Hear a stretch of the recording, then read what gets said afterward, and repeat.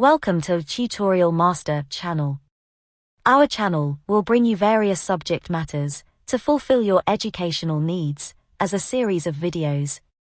Subscribe us to see more videos like this. This video will teach you how to do data analytics with Excel PivotTables. It describes the different analytics types, the other areas in which analytics can be applied, and explains how to use the pivot table to perform a practical data analysis with examples. Also, it is beneficial for anyone who wants to deal with data and those who wish to make appropriate business decisions using that data. First, we will learn what data analysis is.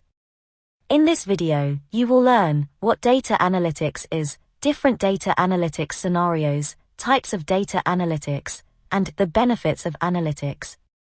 Being ahead of the competition is one of the essential parts of today's competitive business environment.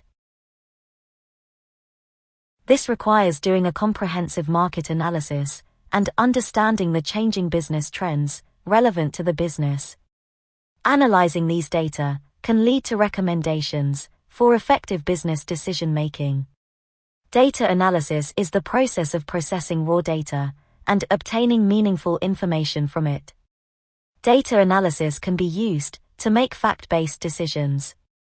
One of the primary sources from where this data comes is the internet, like emails, internet cookies, browser logs, shopping websites, Google Maps, etc. Other sources could be your shopping pattern in a grocery store, your HR information, etc.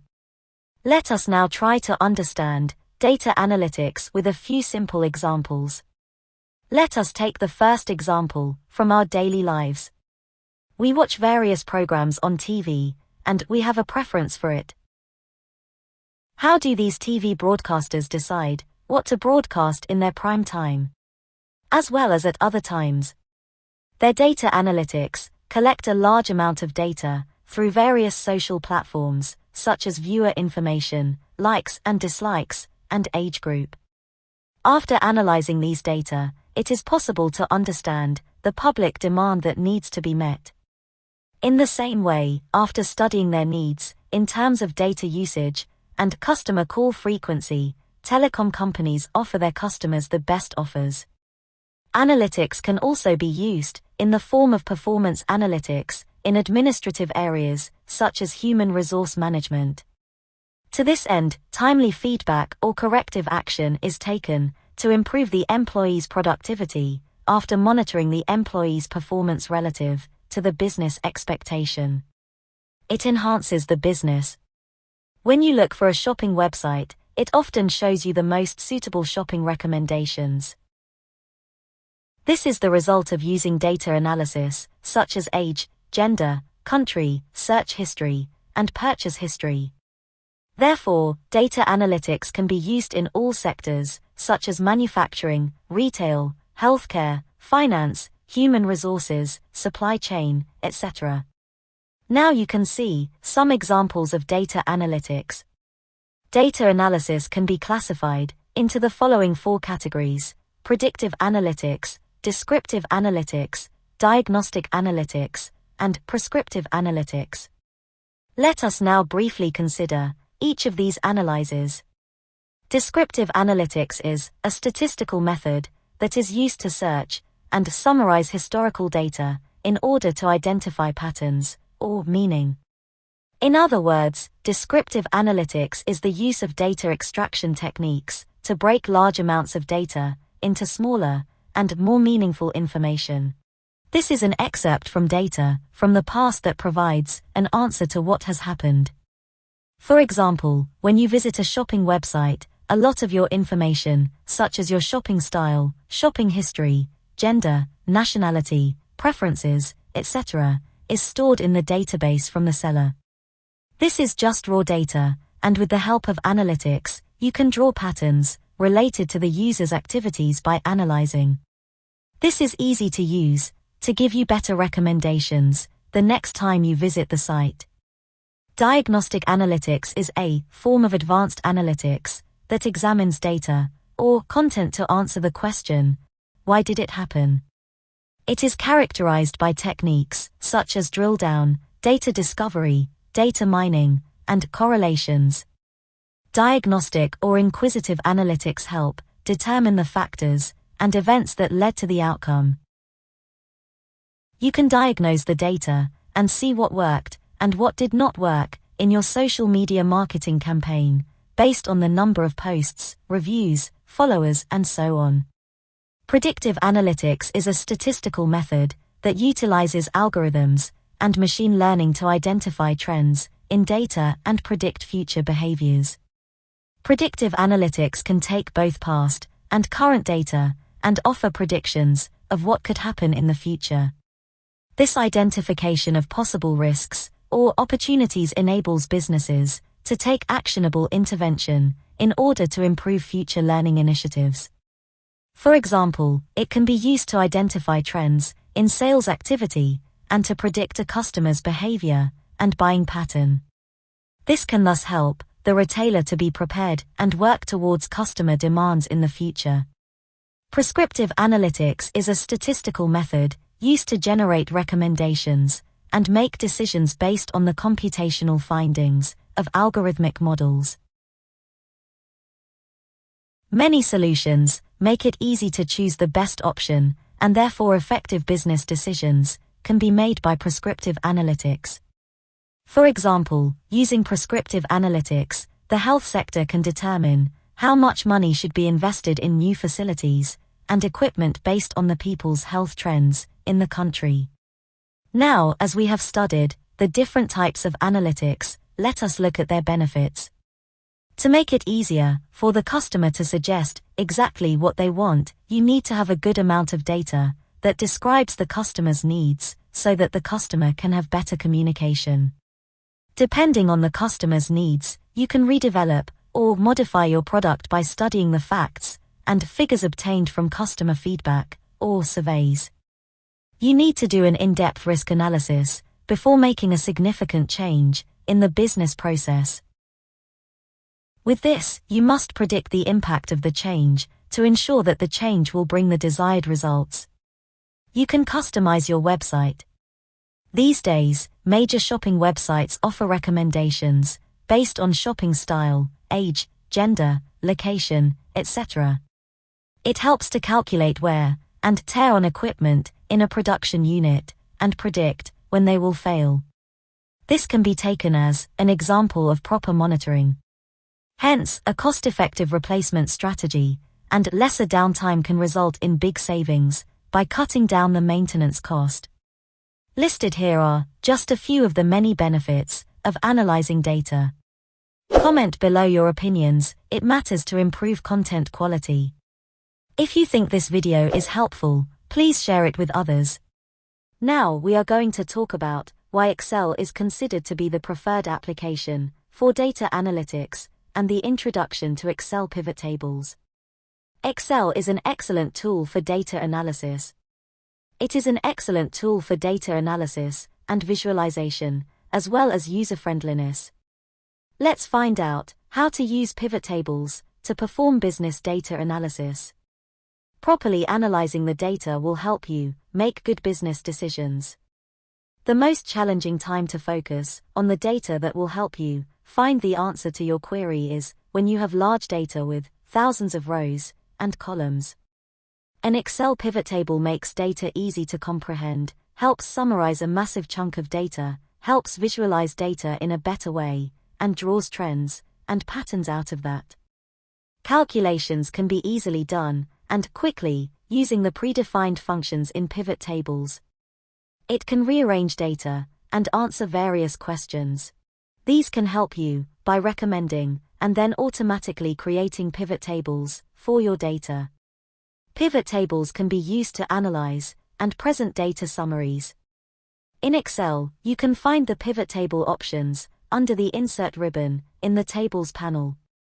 Here are some key pointers in moving your pivot table. Since pivot table can handle data in a rectangular format, keep your data compatible with it. Make sure that the data has table headers and there are no blank rows or columns in between. You cannot leave an entire row or column blank but you can leave an empty cell. Your source data may be in a worksheet or in an external database file. Here, the worksheet can be in the normal range or in table form. Your data should be consistent. For example, if you have a quantity column, all the values in that column should be numbered. Or if you have a date column, make sure that all the values in that column are dates. Let us first consider the basics. Now we are going to consider in this chapter about the recommended pivot tables, various components of a pivot table, custom pivot table, how to format your pivot tables. Finally, once the pivot table is ready, consider adding graphs to it. Let us now consider the first point about the pivot table. Now here is a database of various employee information in a tabular form. Let us now look at how to find the total working hours for each job position. This manual analysis can be complicated and time-consuming as each job position is randomly arranged in different rows. This data analysis can be done by a pivot table to make your task easier. The first step in creating a pivot table is to select the cell with the required data. By pressing down Control key, Shift key, and right arrow, and then Control key, Shift key, and down arrow. Go to the Insert tab, and in the Table panel, you will see two options, namely, Pivot Table and Recommended Pivot Table. This Recommended Pivot Table option allows you to recommend and automatically create a pivot table for yourself. By clicking on the Recommended Pivot Tables option, you can see how Excel automatically recommends various table combinations, such as the number of IDs by region, net salary by position, etc. Here you can see the preview to the right of any option that you click on. You can create your own pivot table by clicking on the blank pivot table button. You only need to do so if you are not satisfied with the recommendations. For this example, let's select the option, Sum of Net Salary by Region. Click OK. You can see that the pivot table has been created in a new worksheet. Let's get an idea of the different components of a pivot table. This is what the empty pivot table looks like. When the pivot table is displayed like this, a list of fields related to the pivot table can be seen on the right-hand side. From this point on, you are free to choose any field you want to add to your report. These are your original worksheet's headers. Below the field list, you will see field filters, columns, lines, and a calculated values as 4 sections, where you can drag and drop your field list.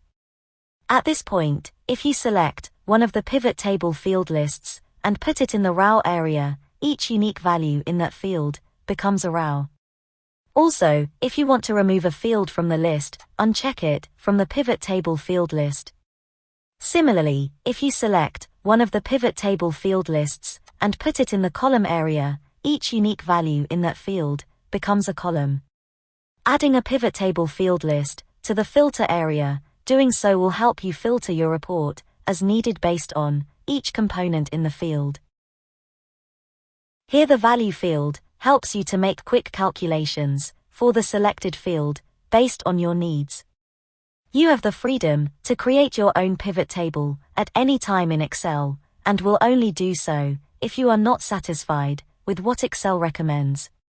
Let us now examine how to find the total working hours for each job position in each region with a custom pivot table. Select all the data and go to the Insert tab. Then select the pivot table from the Tables panel. Then, in the dialog box that opens, the tabled range database is automatically populated based on your selection. Here you have the option to choose whether to place your pivot table on a new worksheet or an existing one. Since using a new worksheet to create a pivot table can be more organized, select the new worksheet option. Apparently, this process has led Excel to create a new worksheet with a blank pivot table. Also on the right side of the sheet is the pivot table fields list box. The pivot table field box has 2 sections.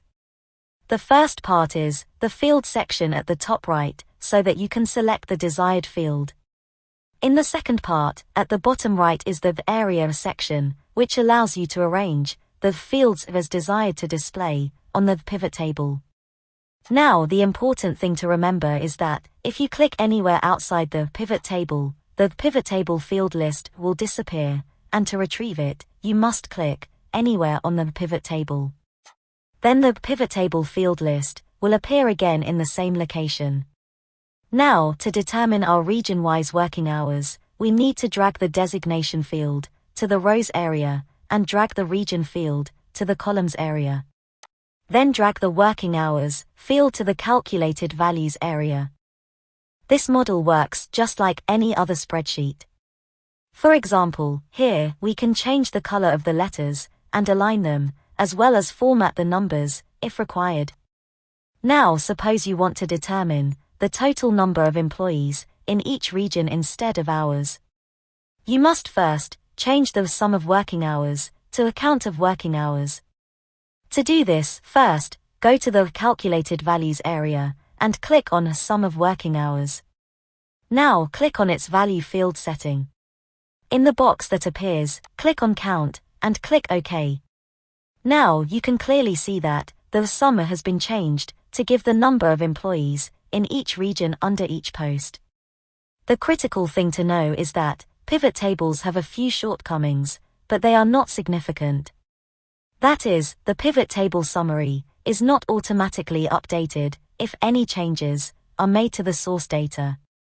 However, this can be easily updated by right-clicking on the summary table and finally click Refresh. If not, you can refresh your keyboard by pressing Alt and F5. Here, pivot table formatting is as easy as formatting any other table. Also, there are unique formatting options for pivot table in the Design tab. You will not see the Creation tab unless you click on any cell in the pivot table. Another thing to know here is that the Design tab has 3 panels. They are Layout, Pivot Table Style Options, and the Pivot Table Styles. Although these may seem complicated to you, these modeling options are straightforward to understand and apply. If you do not want to display the subtotals here, you can go to the Subtotals option and select Do Not Show the Subtotals. You can also bring it back by selecting one of these options. You have various options under Grand Total, which you can use to display grand totals. When you do not want to display the grand total value, you can turn it off by selecting Off for rows and columns. Alternatively, the grand total can be displayed for columns only or for rows only. This table has an extensive collection of columns and no large collection of rows. However, when these two are present, you have the choice of which one to show, or which to show both together. Now, this pivot table is in tabular format. It can be changed to a compact form at any time. This report is compressed into 2 lines. Or you can even select the outline form. If required, you can repeat all item labels in each row, or choose a Do Not Repeat All Item Labels. Also, when you go to the Pivot Table Style option, it has 2 options, Row Header and Column Header, which you can highlight or not. There are many table styles to choose from in the Pivot Table Styles panel, so you can choose the best style that suits your needs.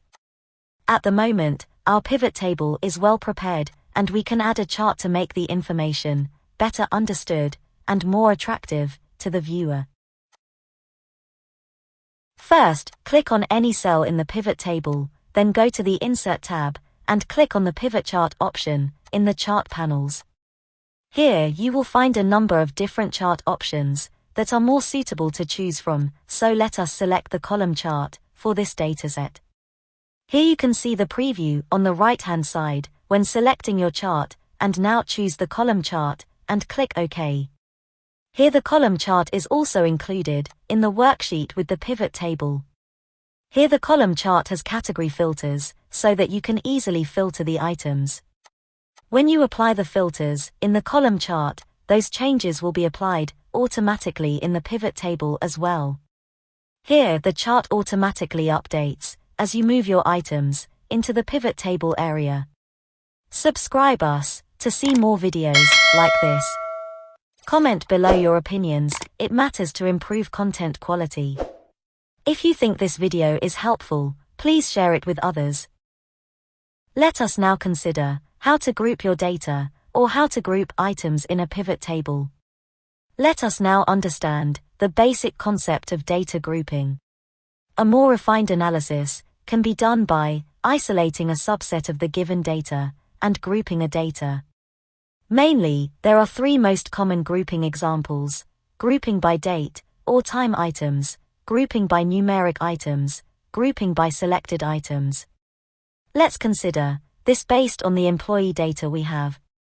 Now, if you want to determine the number of employees joining by month and year, you can easily find this using the group feature in the pivot table.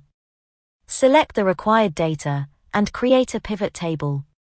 There are shortcut keys to create a pivot table, namely Alt+N+V. The tabled range in this dialog box is already selected, and the pivot table placement is selected as the new worksheet. Finally, click OK. Now drag the date of joining field and place it in the rows area. Similarly, drag the last name field and place it in the values area. Here you can divide by year, that is, you can clearly see the number of employees joined in each particular year. Let us now consider how to make month-wise allocations. To group according to date month-wise, right-click on the left corner of the pivot table, and then click on the Group option. In the grouping dialog box that appears, select months and years only, and click OK. You will now see that the data is grouped month-wise and year-wise. This is called grouping by date.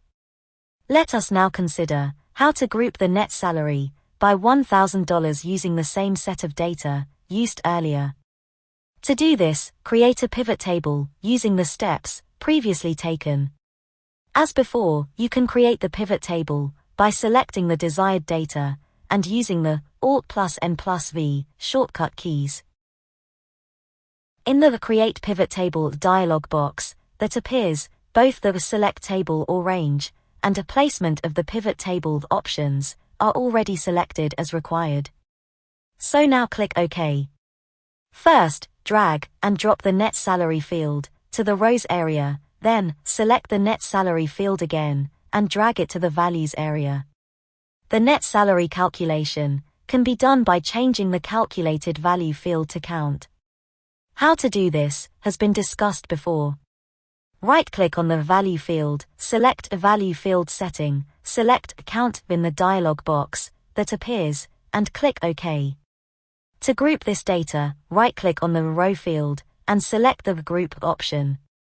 The grouping dialog box automatically indicates the minimum value as the initial value and the maximum value as the final value.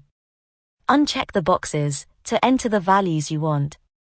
Enter 6,000 as the starting value and 55,000 as the final value, and the by value, which is the interval, as 1,000. Finally, click OK.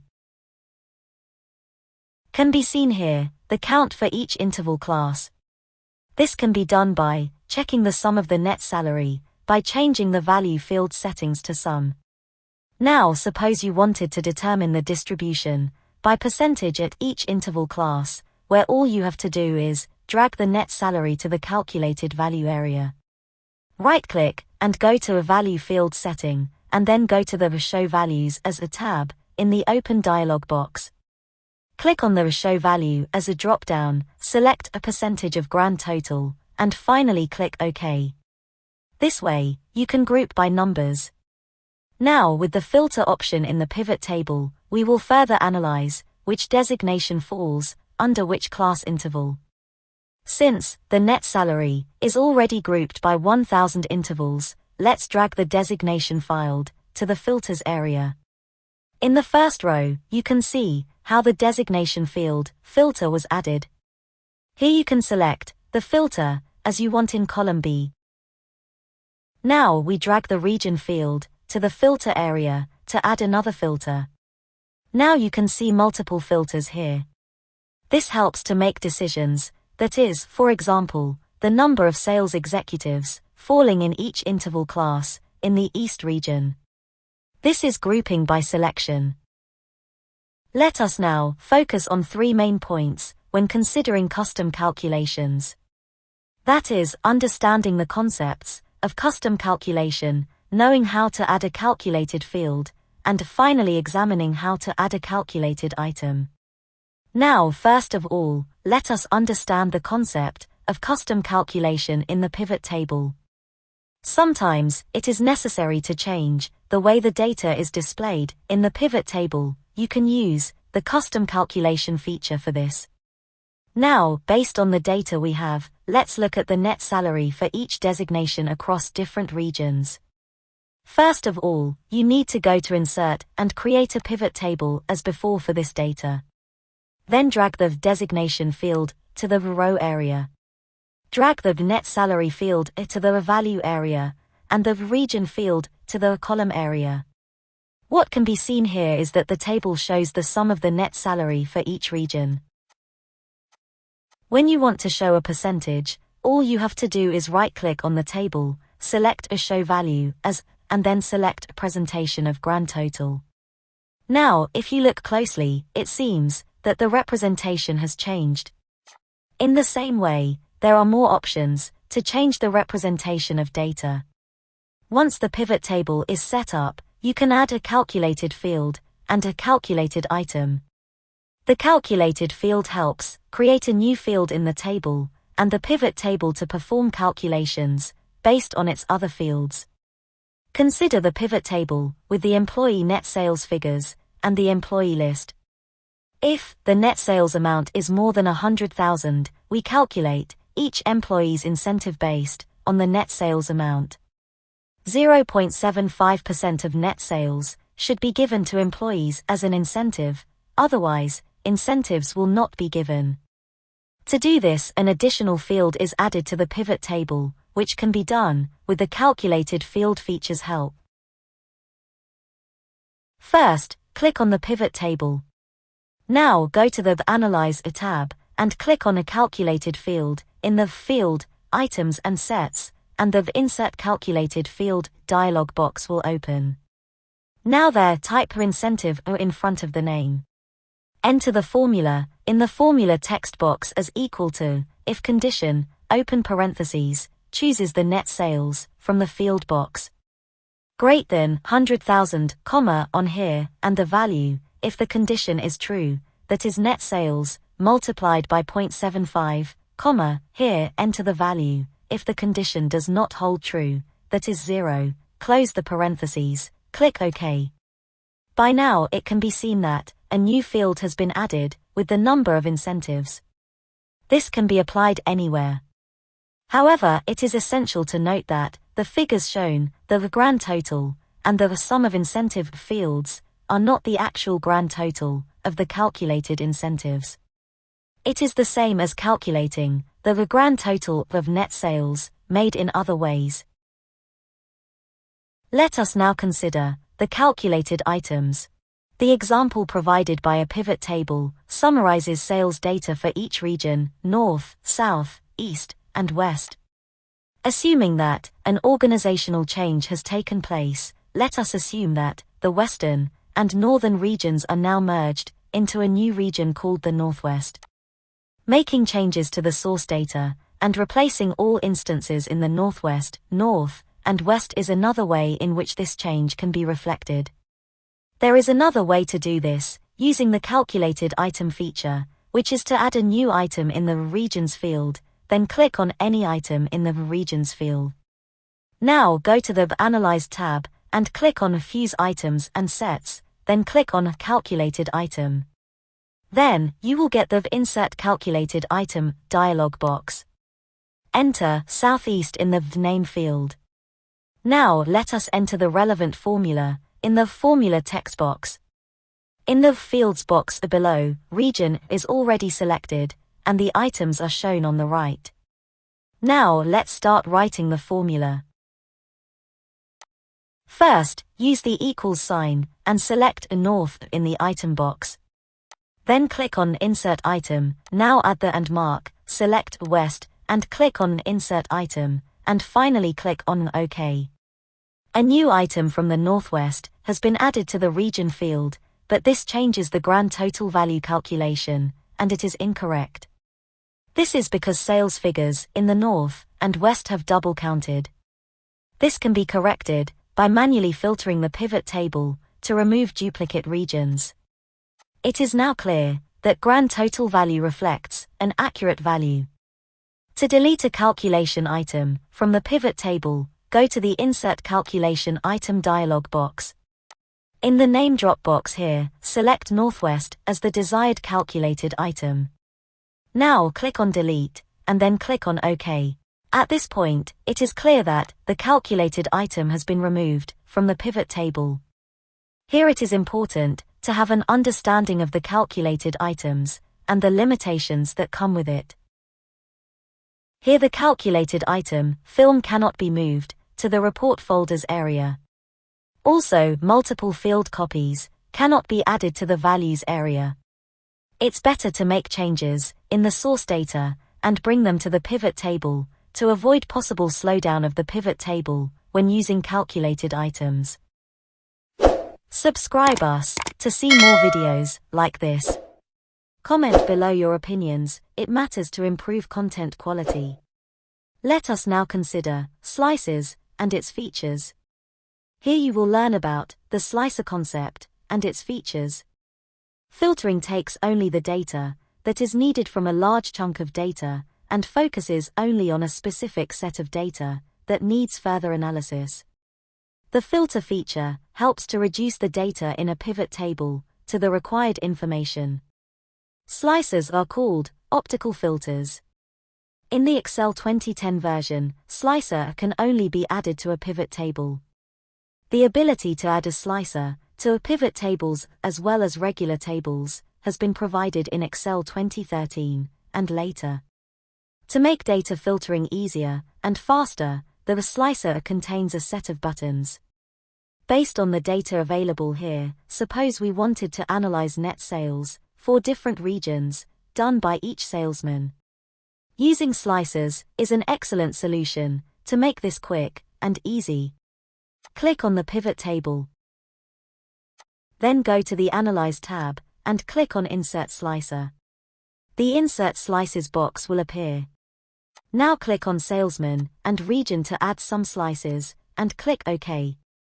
Now I get 2 slices near the pivot table.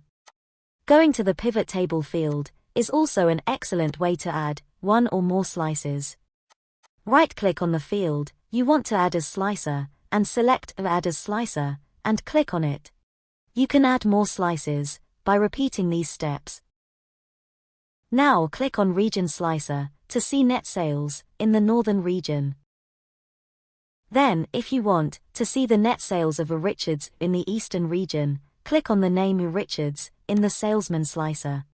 To select multiple items in a slicer, you can select multiple items at once by pressing the Control key on the keyboard and selecting the desired items. Subscribe us to see more videos like this. If you think this video is helpful, please share it with others. Let us now consider data analysis with PowerPivot. The Excel PowerPivot can be introduced as an Excel add-on that brings business intelligence power to the desktop. With Excel 2013 and above versions comes the Excel PowerPivot feature.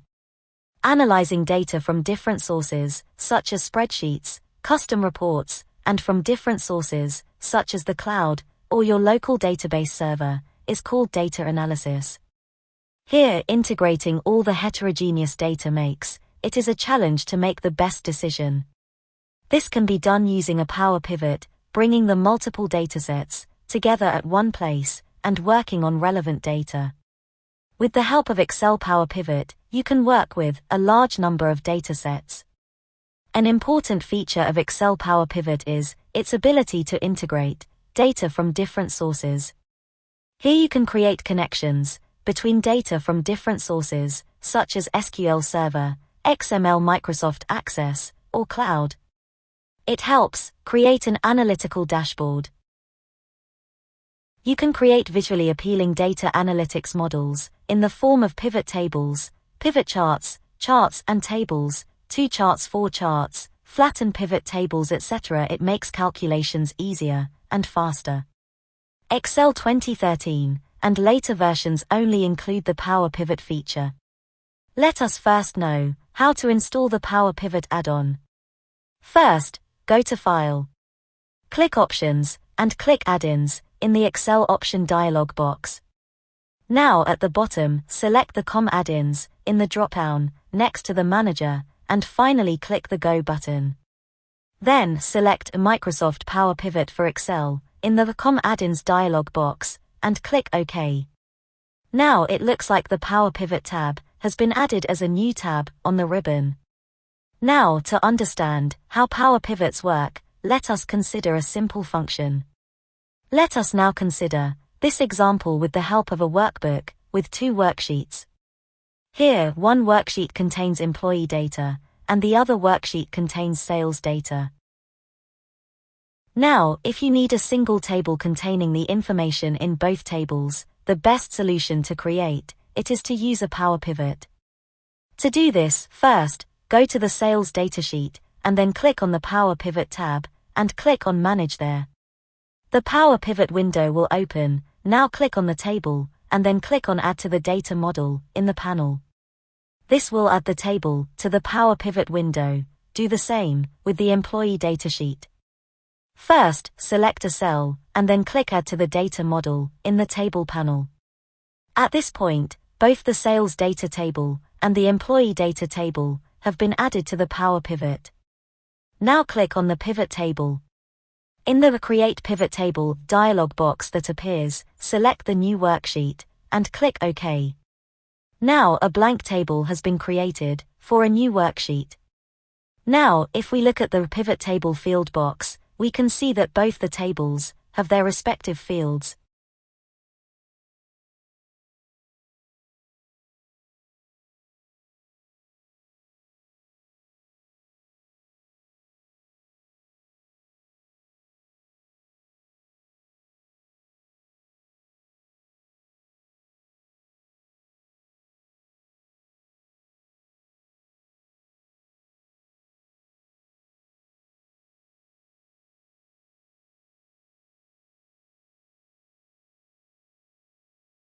In this way, a pivot table can be created using different data sources. Please comment what you wish to know from future videos. Comment below your opinions, it matters to improve content quality. Subscribe us to see more videos like this.